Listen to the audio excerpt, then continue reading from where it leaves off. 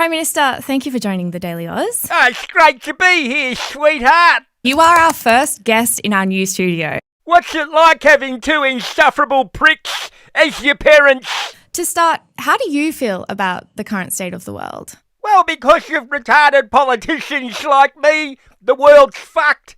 No one can afford to buy a house. We're signed up to this net zero bullshit, which is sending everyone broke. And I'm letting in 30,000 goat rooters a month just for some diversity and cultural enrichment, which we saw come to a head at Bondi last year. If the US's core demand is for Iran to limit its nuclear program, and Iran has been clear that it won't do that, is lasting peace in the region possible? Well, have you heard the one about a Jew and an Arab walk into a pub? Well, of course you haven't, because one of them would have blown the other one up, or the other one would have cut their bloody head off and fed it to a goat. So no, there'll never be any peace there, and now we don't have any peace in Australia, thanks to these goat rooting and tight-ass cunts.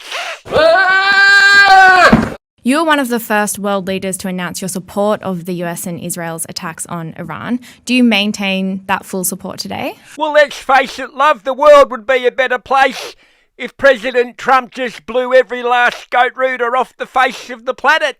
US President Donald Trump said just last week that he's not happy with Australia because they were not there when we asked them to be there. I'm not happy with Australia because they were not there when we asked them to be there. Have there been direct requests from the US government to help with this war that Australia has refused? Yes, there was, but apparently Kevin Rudd was too busy with his nose stuck up a drag queen's ass with Vegemite smeared all over his backside, so you can see that he was in no state to answer the phone when President Trump called him. So as a result of Kevin's warped fantasies, I'd never received the message. Let's turn to fuel. How many days worth of petrol do we have as we speak this morning? Yeah, how the fuck would I know, love? I've been flying around the planet with a frequent flyer and chairman's lounge card sticking out of my communist ass, spewing toxic chemicals into the atmosphere, searching for a day's fuel, while singing for my supper and sucking up to the Sultan. Try saying that 6 times in a row with Alan Joyce's undies stuffed down your trap. And anyway, Sweet Pea, the only people that are affected by this fuel crisis are farmers and truckies and the average person taking their kids to school each week. So unless they have an electric car, I really couldn't give a fuck what their problem is, as long as I get a free holiday and a photo op. When the war started, we had 36 days worth of fuel, which was the worst stockpile of any IEA country. Why? Well, I'm retarded, love, because I've got better things to do than to secure Australia's energy future. Anyway, all of this mess that we find ourselves in is Scott Morrison's fault. I want to focus on the current government. Oh, why, love? The current state of Australia's rooted economy has got nothing to do with me. Now stop asking me these questions. You're starting to sound like your mum. But despite that, you've now released a $20 million marketing campaign asking everyday Australians to do their part to save fuel for the country.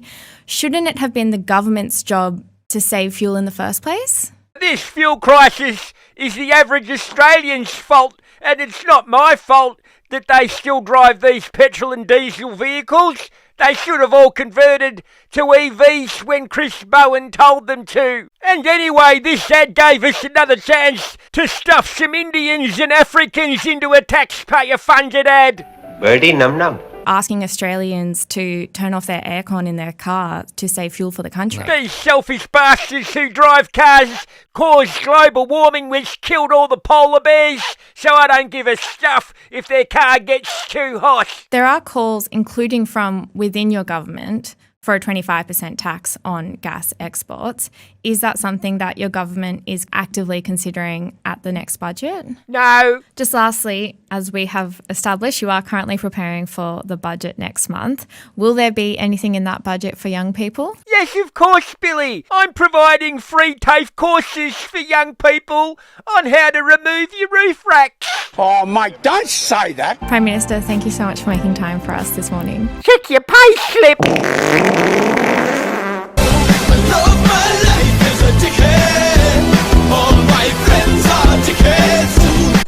Fix it! Peter Dutton.